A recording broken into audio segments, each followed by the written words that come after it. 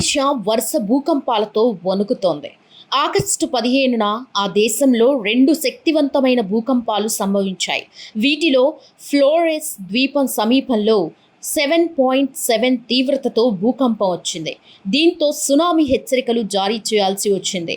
ఈ భూకంపాలకి ప్రధాన కారణం భూగర్భంలో టెక్టానిక్ ప్లేట్ల కదలికలు.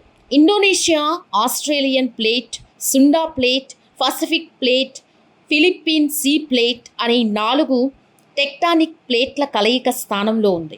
దీంతో ఈ ప్రాంతంలో తరచుగా భూకంపాలు సంభవిస్తూ ఉంటాయి. ఆగస్టు 15న ఫ్లోరెస్ సమీపంలో సంభవించిన భూకంపం ప్రధానంగా ఆస్ట్రేలియన్ సుండా ప్లేట్ల సంక్లిష్ట పరస్పర చర్యలతో సంబంధాన్ని కలిగి ఉంది. ఆస్ట్రేలియన్ ప్లేట్ల ఉత్తరం దిశగా నిరంతరం కదులుతూ సుండా ప్లేట్ కిందకి జారిపోతోంది.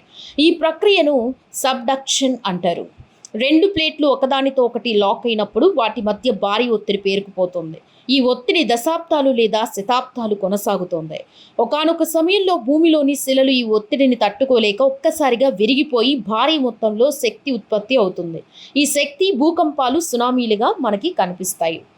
ఫ్లోరిస్ ప్రాంతానికి పెద్ద భూకంపాల చరిత్ర కూడా ఉంది. 1992లో 7.5 తీవ్రతతో వచ్చిన భూకంపం, దాని తర్వాత సంభవించిన సునామీ భారీ విధ్వంసానికి కారణమై వేలాది మంది ప్రాణాలు కోల్పోయారు. తూర్పు సుండా బంకా ఆర్క్ ప్రపంచంలోనే అత్యంత చురుకైన భూకంప ప్రాంతాల్లో ఒకటిగా ఉంది.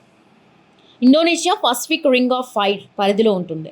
ఈ ప్రాంతం ఇండోనేషియా నుంచి జపాన్ వరకు విస్తరించి ఉంది. ఇక్కడే అధిక శాతంలో భూకంపాలు, అగ్నిపర్వత కార్యకలాపాలు జరుగుతూ ఉంటాయి.